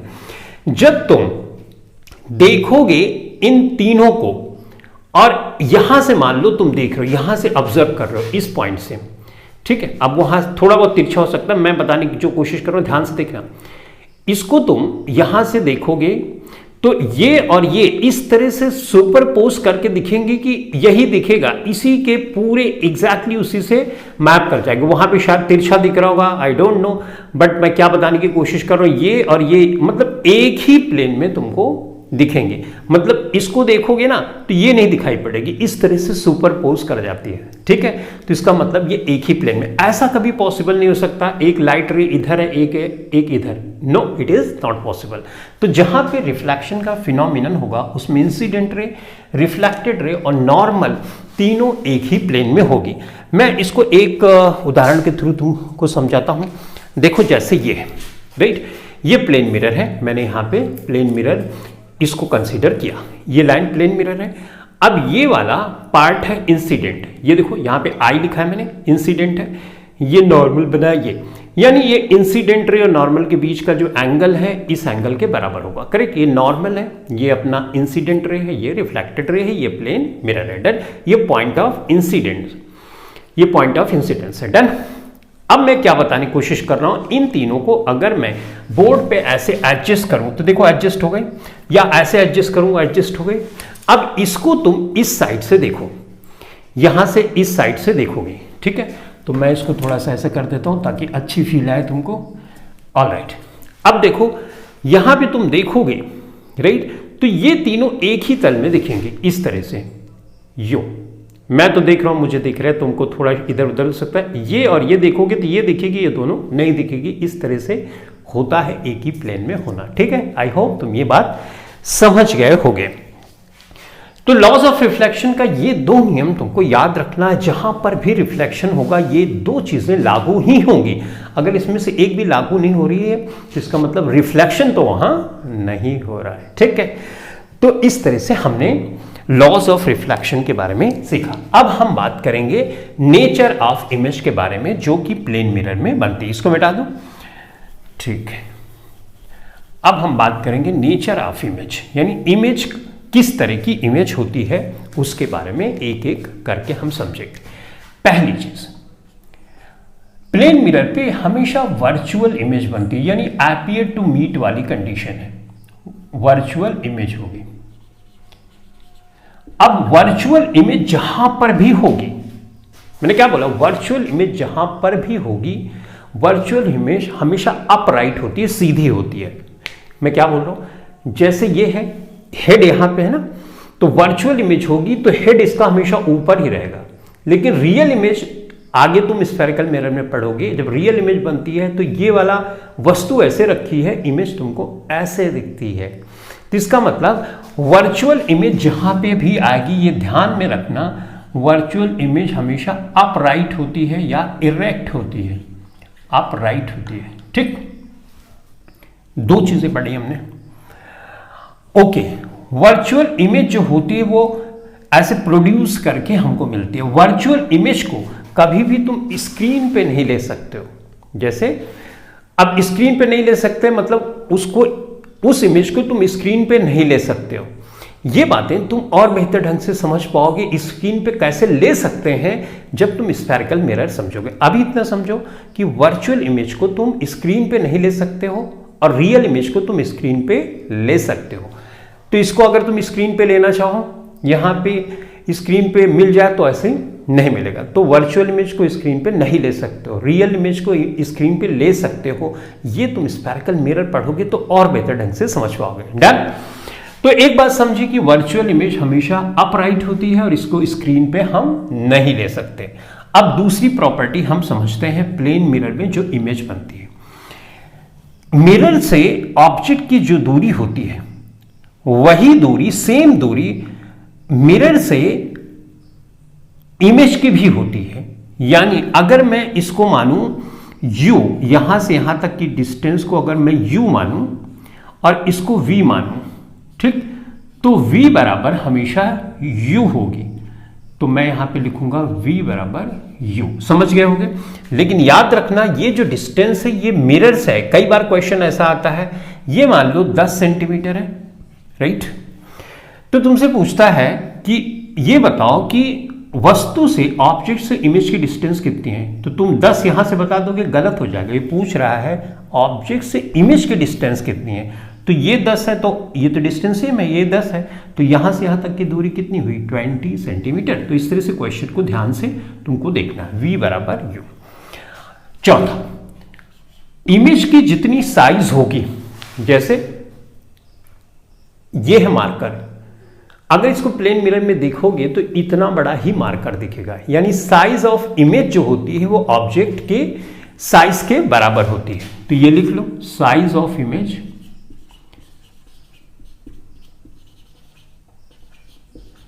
इक्वल होती है साइज ऑफ ऑब्जेक्ट। ऑब्जेक्ट माने वस्तु, इमेज के बराबर होती है। ठीक है, ये भी हमने समझ लिया। ठीक, अब एक बात हम और समझते हैं। ये जो मिरर है ना, इस मिरर को मैं कितना लंबा लूं कि मेरी लेंथ की पूरी इमेज उस मिरर में दिख जाए। फॉर एग्जाम्पल, इस वस्तु की अगर मैं इमेज देखना चाहता हूं तो मुझे मिनिमम कितनी लेंथ का मिरर लेना चाहिए। तो जितनी बड़ी वस्तु है ना उसकी आधा साइज का अगर तुम मिरर लोगे तो तुम्हारी फुल इमेज दिखेगी। तो मान लो इसको तुम देखना चाहते हो फुल, या मेरी लेंथ है, इस लेंथ को मैं देखना चाहता हूं मिरर में, तो मेरी जितनी लेंथ है उसकी हाफ साइज का अगर मिरर में यूज करूंगा तो पैर से लेके सिर तक मुझे आसानी से पूरी इमेज मेरी दिख जाएगी मिरर में। तो हाफ होना चाहिए मिरर की साइज जिस ऑब्जेक्ट को पूरा फुल लेंथ में देखना चाहते हो। ठीक, अच्छी बात है भाई, इसको भी समझ गया। ऑलराइट, अगर यहां पे ये मिरर है, इस मिरर को मैं थोड़ा सा ऐसे घुमा दूं, मान लो ये मिरर ये है और इसको मैं घुमा देता हूं इस डायरेक्शन में, यूं मिरर को रोटेट कर रहा हूं, मिरर को मैं रोटेट कर रहा हूं, ये मिरर को मैंने घुमा दिया यहां। पहले कहां था मिरर, यहां पे था। अब इसको मान लो थीटा एंगल पे मैंने घुमा दिया। रिफ्लेक्टेड रे कहां जा रही है, यहां। तो यहां पे जो रिफ्लेक्टेड रे हो सब कुछ वैसा ही रहेगा, रिफ्लेक्टेड रे 2 थीटा पे घूम जाएगा। समझ में बात। अगर ये 30 डिग्री पे तुमने इसको रोटेट किया तो ये कितना डिग्री रिफ्लेक्टेड रे घूम जाएगी, 60 डिग्री, डबल घूम जाती है। ठीक है, तो ये भी बहुत अच्छी बात हमने समझे। करेक्ट। ऑलराइट, इतनी बातें अगर हमने समझ ली, और तो चलो अब यहां पे हम नेचर ऑफ इमेज के बारे में तो समझ गए। नेचर ऑफ इमेज समझ रहे हैं तो एक बात यहां समझनी बहुत जरूरी है। जो इमेज बनती है ना प्लेन मिरर पे, वो होती है laterally inverted. Laterally inverted, inverted नहीं होती। इन्वर्टेड मतलब उल्टा होता, उल्टी नहीं बनती। जैसे हेड ये है तो हेड ऊपर ही रहेगा, ऐसे नहीं होगा। इन्वर्टेड का मतलब ये चीज ऐसे घूम गई, तो इसको हम बोलते हैं इन्वर्टेड। लेकिन लेटरली इन्वर्टेड का मतलब ये हुआ कि जैसे ये मेरा राइट हैंड है, तुमको लेफ्ट तुम्हारे साइड से दिख रहा होगा, तो लेटरल इन्वर्जन हो गया। ठीक है, लेटरल इन्वर्जन जो होता है वो कैसे होता है, और जो इन्वर्जन होता है यानी उल्टा होता है वो कैसे होता है, इसके लिए मैं तुमको कुछ दिखा के बताना चाहता हूं ताकि तुमको बेहतर ढंग से अंडरस्टैंडिंग हो जाए। देखो, सबसे पहले मैंने इसको लिया, इसको, ठीक है, इसको लेता हूं पहले, किसको लूं, हाँ इसको लेता हूं। ठीक है, ये हॉरिजॉन्टल एक्सिस है, हॉरिजॉन्टल जमीन की तल पे होती है, ऐसे सीधे, इसको बोलते हैं हॉरिजॉन्टल। हॉरिजॉन्टल एक्सिस पे हम वस्तु को अगर 180 डिग्री घुमाते हैं, इसको मैंने घुमाया 180 डिग्री, यहां पे है तो इसका मतलब वस्तु यहां पे आ जाएगी। देखो ये रोटेट मैं कर रहा हूं, हॉरिजॉन्टल एक्सिस से रोटेट करने पे जो इमेज हमको मिलती है उसको हम बोलते हैं इन्वर्टेड इमेज। हॉरिजॉन्टल एक्सिस से हम अगर वस्तु को रोटेट 180 डिग्री पे करते हैं तो ये वस्तु उल्टी हो गई, इसको बोलेंगे इन्वर्टेड इमेज। ठीक है, तो ये इन्वर्जन हो गया, लेकिन लेटरल इन्वर्जन इसको नहीं बोलते। अगेन, अगर ये वस्तु है, इस वस्तु को हॉरिजॉन्टल एक्सिस, देखो हॉरिजॉन्टल एक्सिस पे मैं रोटेट कर रहा हूं तो इन्वर्टेड इमेज मिलती है, जो कि प्लेन मिरर में नहीं होती। इसमें इन्वर्जन 180 डिग्री पे हॉरिजॉन्टल एक्सिस पे घुमाने पे हमको इमेज नहीं मिलती, यानी ये चीज नहीं होती प्लेन मिरर में। ठीक, हाँ किसमें होती है, जब तुम पढ़ोगे स्फेरिकल मिरर तो वहां पर देखोगे और वहां पे हम फिर से बात करेंगे। ठीक, अब इसको देखो, ये क्या है, ये तो हॉरिजॉन्टल नहीं, ये तो वर्टिकल एक्सिस है। इस वर्टिकल एक्सिस के 180 डिग्री पे घुमाने पे हमको लेटरली इन्वर्टेड इमेज मिलती है। समझ में बात, ये चीज मिरर में होता है। ये चीज यहां पे इस साइड में है, तुम्हारे साइड में देखो 180 डिग्री मैंने घुमाया तो ये हो गया लेटरल इन्वर्जन। यानी वर्टिकल एक्सिस के 180 डिग्री घुमाने पे जो इमेज मिलती है उसको हम बोलते हैं लेटरली इन्वर्टेड इमेज। तो हमारे मिरर में, प्लेन मिरर में लेटरली इन्वर्टेड इमेज बनती है। इसका एक एग्जांपल बताता हूं ताकि तुमको बेहतर ढंग से समझ में आ जाए। तुमने एम्बुलेंस देखा होगा, एम्बुलेंस में एम्बुलेंस थोड़ा उल्टा लिखा होता है, राइट। कई बार बच्चे पूछते हैं कि ये उल्टा क्यों लिखा हुआ है। उसका रीजन है क्योंकि हम जानते हैं कि जो मिरर होता है उस पर लेटरली इन्वर्टेड इमेज बनती है।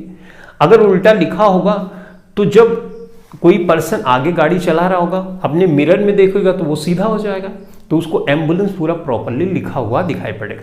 लेकिन अगर सीधा लिखा रहेगा तो उसके मिरर पे जाएगा तो क्या होगा, उल्टा हो जाएगा, क्योंकि मिरर की प्रॉपर्टी है कि वो लेटरली इन्वर्ट कर देती है चीजों को। तो कैसे इसको दिखाते हैं और इसको समझ लेते हैं।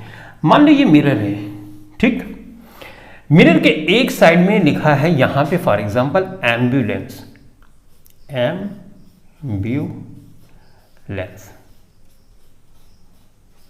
यू, ठीक।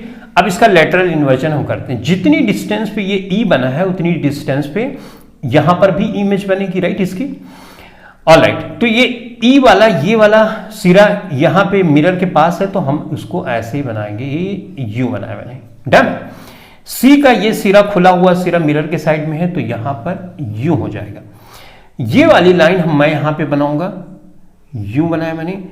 ये नीचे से जा रहा है तो नीचे से यू जा रहा है, और ये वाला पोर्शन मैं इस तरह से बनाऊं। एन ए में तो कोई लेटरल इन्वर्जन नहीं होगा, राइट, पलटेगा भी तो हमको पता ही नहीं चलेगा। एल का ये सिरा इधर है तो मैं एल का ये सिरा यहां पे बनाऊंगा नीचे साइड में। मैं एल का ऐसा सिरा यहां पे नहीं बना सकता, ये तो इन्वर्जन है, लेटरल इन्वर्जन नहीं है। तो जैसे है तो यू किया और ये लेटरली इन्वर्ट है। यू तो चेंज ही नहीं होगा, यू को ऐसे रखेंगे। बी का ये घुमा हुआ सिरा, उभरा हुआ सिरा इधर है प्लेन की मिरर के साइड में, तो बी बनाओ। एम तो सेम ही है, इन्वर्जन होगा हमको पता ही नहीं चलेगा, ए में भी नहीं पता चलेगा। तो एम्बुलेंस इस तरह से लिखा होता है, जब वो किसी मिरर पे पड़ता है तो सीधा हो जाता है, तो एम्बुलेंस हम पढ़ लेंगे, राइट। और एम्बुलेंस में पेशेंट होते हैं, तो हम रास्ता दे देंगे ताकि पेशेंट को कोई परेशानी ना हो। करेक्ट। तो लेटरल इन्वर्जन किस में होता है? लेटरल इन्वर्जन होता है प्लेन मिरर में। तो आई होप ये बात तुम अब बेहतर ढंग से समझ गए होगे।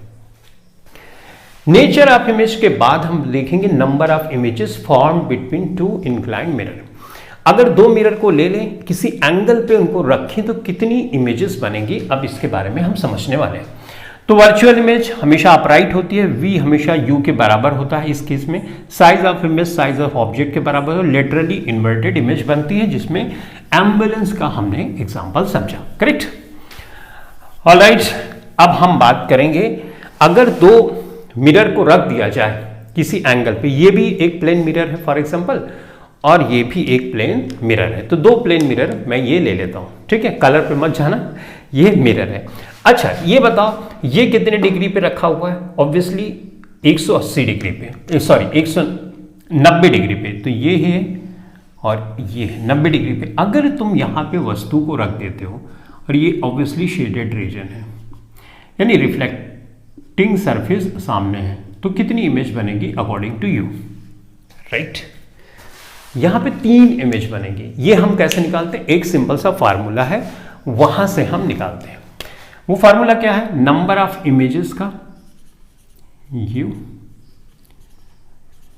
इमेजेस कैसे निकालते हैं? 360 हम लिखते हैं और थीटा लिखते हैं -1 करते हैं। 360 डिग्री है, कितने एंगल पे ये रखा हुआ है मिरर उसको हम देखते हैं। 90 डिग्री पे, तो इस फार्मूले में रखेंगे 360 है और यहां पे लिखेंगे 90 और इसको करेंगे माइनस, कैंसिल, कितना हुआ 4 -1, कितनी इमेजेस बनेगी? 3 इमेजेस बनेगी। ठीक है, आसान। ऑलराइट, अगर मान लो कि 60 डिग्री पे ये रखा हो मिरर, मान लो ये 60 डिग्री पे, तो कितनी इमेजेस बनेगी? तो फार्मूले में रखना और फटाक से समझ लेना। तो यहां पे रखेंगे 360 और यहां पे 60 डिग्री है तो -1, 6 -1 इज इक्वल टू 5, कितनी इमेजेस बनेगी? यहां पे रखने पे 5 इमेजेस बनेगी। ओके, इसी तरह से तुम अलग अलग एंगल के लिए निकाल सकते हो। अगर मान लो एक मिरर ये है, एक मिरर ये है, यानी ये तो 0 डिग्री पे रखा हुआ है, तो फार्मूला लगाओगे तुम नंबर ऑफ इमेजेस का 360 कितने डिग्री पे है? 0 डिग्री, -1। 0 से किसी भी नंबर को डिवाइड करते हो तो इन्फिनिटी आता है, इन्फिनिटी से किसी चीज को हटाओगे तो इन्फिनिटी, इन्फिनिटी मतलब अनंत। तुमने बार्बर शॉप में जहाँ पे हेयर कटिंग कराने जाते हो वहाँ पे देखा होगा, एक मिरर ऐसा होता है, दूसरा मिरर ऐसा होता है और हम बीच में खड़े हो जाते हैं, तो हमारी इमेजेस ध्यान से देखो काफ़ी दूर तक इधर भी बनती है, काफ़ी दूर तक इधर बनती है, जिसका मतलब इनफाइनाइट नंबर्स ऑफ इमेजेस बनते हैं। लेकिन इसके साथ एक कंडीशन ये भी है कि जितनी बार रिफ्लेक्शन होता है ना, ब्राइटनेस इमेज की खत्म होती जाती है। तो बहुत बार रिफ्लेक्शन होगा थ्योरेटिकली, तो ये पर हम बोलते हैं कि नंबर ऑफ इमेजेस इनफाइनाइट है, लेकिन एक टाइम पे वो डिम होते होते लगभग वैनिश हो जाती है, खत्म हो जाती है। ठीक है, लेकिन प्रैक्टिकली और थ्योरेटिकल अगर पॉइंट ऑफ व्यू से देखें तो इनफाइनाइट नंबर ऑफ इमेजेस बनते हैं। लेकिन एक अंडरस्टैंडिंग हो जानी चाहिए कि जितना ज़्यादा रिफ्लेक्शन होगा ना, ब्राइटनेस उतनी ही, यानी क्लैरिटी जो है इमेज की उतनी ही कम होती जाती है। तो अगर बहुत ज़्यादा रिफ्लेक्शन हो जाए लाइट का, तो इसका मतलब इमेजेस जो हमको विजिबल ही नहीं होंगे। करेक्ट ना? तो इस तरह से हमने देखा कि नंबर ऑफ इमेजेस अगर हमको निकालना है तो हम कैसे निकालेंगे। राइट, चलो भाई, अब हम बात करेंगे, लास्ट पॉइंट है uses of plane mirror. Plane mirror का कहाँ इस्तेमाल करते हैं? तो सबसे पहले तो पहला इस्तेमाल हम करते हैं लुकिंग ग्लास में, जिसमें अपनी फेस यूज देते हैं ना। यूजेस के बारे में पढ़ लेते हैं। लुकिंग ग्लास यानी शीशा जो होता है जिसमें हम अपना फेस देते हैं, एक तो इस्तेमाल वहां पे करते हैं। दूसरा हम सोलर कुकर में भी करते हैं, रिफ्लेक्शन के लिए प्लेन मिरर का इस्तेमाल करते हैं। ठीक है, तीसरा हम बार्बर शॉप में भी इसका इस्तेमाल किया जाता है। Barber shop to see back side of image ना, बैक साइड मतलब हमारे पीछे का पोर्शन देखने के लिए ना, मिरर का इस्तेमाल हम करते हैं। डन। ऑलराइट, एक पेरिस्कोप होता है वहां पर भी करते हैं। ये पेरिस्कोप का इस्तेमाल हम करते हैं जैसे मिलिट्री वाले होते हैं ना, उनको देखना है दूर तक छुप के कि दुश्मन आ रहा है कि नहीं आ रहा है, तो वहां पे इसका इस्तेमाल कैसे करते हैं, चलो उसको समझते हैं। देखो यहां पे कुछ इस तरह का फिगर होता है, यूं यूं लाइट रे यहां से जा रही है, ठीक है, यहां पे एक मिरर लगा हुआ है, इस तरह से मिरर लगा है, ठीक। लाइट रे यहां से जा रही है, यहां पे टकराएगी, यूं गई, यहां पे टकरा गई। हम जानते हैं कि हमको एक नॉर्मल बनाना पड़ेगा, ये नॉर्मल इस प्लेन मिरर के 90 डिग्री पे होना चाहिए, तो 90 डिग्री पे हमने बना दिया। अब ये आई हुआ, तो इसका मतलब आर इसके बराबर होगा, आई के बराबर होगा, तो हम आई के बराबर यूं कर देते हैं, ये यहां पे इस तरह से, ठीक। अब लाइट रे मान लो एक और आती है, तो इसी तरह से यहां पर नॉर्मल बनाएंगे और हम यहां पे लाइट रे को ले लेंगे इस तरह से, डन। ये तो टकरा नहीं, ये तो बाहर का सरफेस में दिखा रहा हूं, ये तो लाइट रे आई यू, ठीक। उसके बाद अब यहां पे हम एक मिरर और लगा देते हैं, तो हमने एक मिरर और लगा दिया, यहां पे लाइट रे आएगी, हम नॉर्मल यहां पे बनाएंगे 90 डिग्री पे, उसके बाद लाइट रे यूं चली गई, राइट। ये लाइट रे आएगी, यहां पे टकराएगी, टकराने के बाद हम अगर नॉर्मल बनाएंगे, यूं बनाएंगे 90 डिग्री पे इसके, और लाइट रे यूं आ गई। वस्तु यहां से आ रही है, राइट, और हम देख कहां से रहे, यहां से, तो अगर ये हम झाड़ी में छिपे हैं और इसका पोर्शन हमने निकाल दिया है, तो हम झाड़ी में बैठ के ये देख सकते हैं कि पर्सन यहां से आ रहा है, इसको बोलते हैं हम पेरिस्कोप। अब पेरिस्कोप नहीं होता, हमारी आंखें कहां हैं, हमारी आंखें यहां पर है, ठीक बात, यूं है हमारी आंखें, लाइट रे यहां पे आएगी तो ऑब्वियसली हमको यहां की चीज दिखाई देगी। लेकिन यहां पे तुम देख रहे हो दो रिफ्लेक्शन है, एक यहां पे होता है, एक यहां पे ज्यादा ब्राइट बनती है, यहां पे दोबारा रिफ्लेक्शन होता है, जैसे मैंने बताया रिफ्लेक्शन ज्यादा होगा तो ब्राइटनेस इमेज की कम हो जाती है, लेकिन फिर भी हमको ये पता तो चल ही जाता है कोई आ रहा है, उतना क्लियर शायद ना दिखता हो लेकिन पता चल जाता है। तो ये प्लेन मिरर नहीं होता तो क्या हम पेरिस्कोप बना पाते, नहीं बना पाते, राइट ना। तो पेरिस्कोप में हम प्लेन मिरर का इस्तेमाल करते हैं। और कहाँ पे यूज करते हैं, सोलर कुकर में बता दिया, और भी बहुत सी जगह यूजेस करते हैं, तुमको पता है तो कमेंट सेक्शन में कमेंट करके जरूर बताना। तो इस तरह से प्लेन मिरर के बारे में हमने डिटेल में समझा। मैं फटाफट से रिवीजन कराता हूं ताकि तुमको एक फटाक से पूरे चैप्टर, पूरे प्लेन मिरर के बारे में पता चल जाए। सबसे पहले हमने बात की थी introduction of light. Introduction of light में हमने समझा था कि लाइट एक इलेक्ट्रोमैग्नेटिक वेव है, इसको चलने के लिए मीडियम की जरूरत नहीं है, लाइट सीधी रेखा में चलती है। रिफ्लेक्शन की प्रोसेस जब होती है तो तीन कंडीशन हो सकती है, या तो लाइट रे पार कर जाएगी, ट्रांसमिशन होगा यानी रिफ्रैक्शन होगा, अगर उसी मीडियम में बाउंस बैक हो जाती है तो रिफ्लेक्शन होगा और कुछ एब्जॉर्ब होगा। उसके बाद रिफ्लेक्शन के बारे में हमने सीखा कि रिफ्लेक्शन दो तरह का, एक रेगुलर होता है जिससे इमेज का फॉर्मेशन होता है, एक डिफ्यूज्ड होता है या इररेगुलर होता है जिससे रोशनी मिलती है, हम जो घर के अंदर रोशनी वगैरह आती है, राइट, डायरेक्ट सनलाइट नहीं आती है, वहां पर होता है, ठीक है। उसके बाद रिफ्लेक्शन के बारे में हमने समझने के लिए कुछ टर्म सीखे।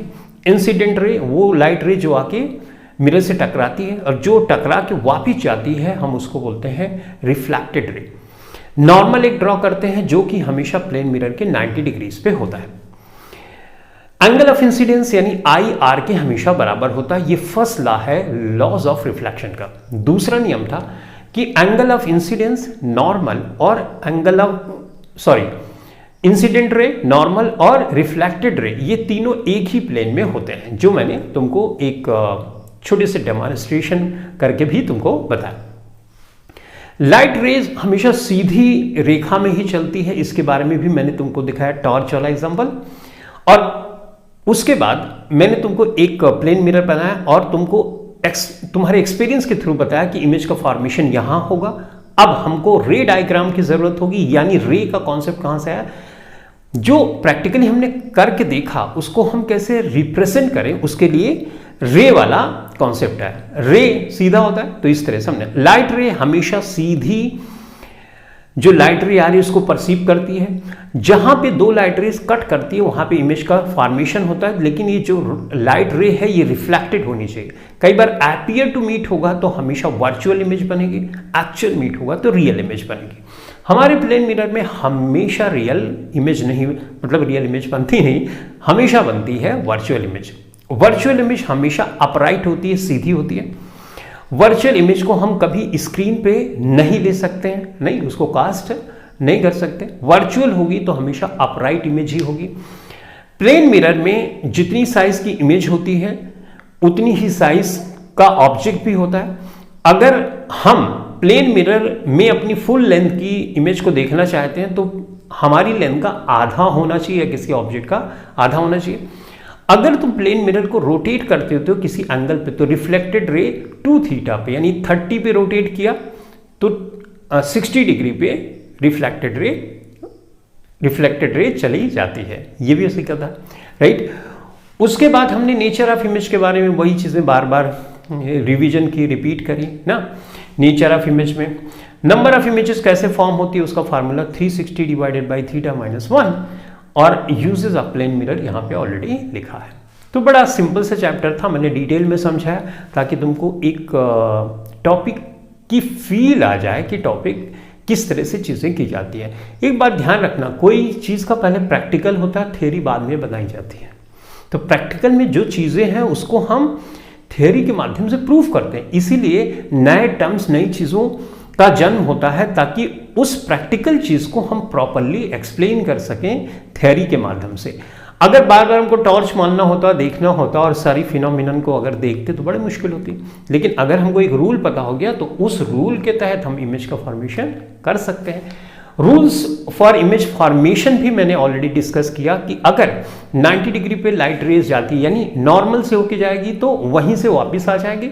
अगर किसी एंगल पे जाएगी तो रिफ्लेक्ट होने के बाद जितना एंगल ऑफ इंसिडेंस होगा एंगल ऑफ रिफ्लेक्शन भी उतना ही होता है, ठीक है। तो इसी के साथ हमने सारी चीज़ें यहाँ पर डिस्कस कर ली। तो आई होप ये क्लास तुम्हारे लिए बहुत ही हेल्पफुल होगी। Thanks for watching this video. Thank you very much.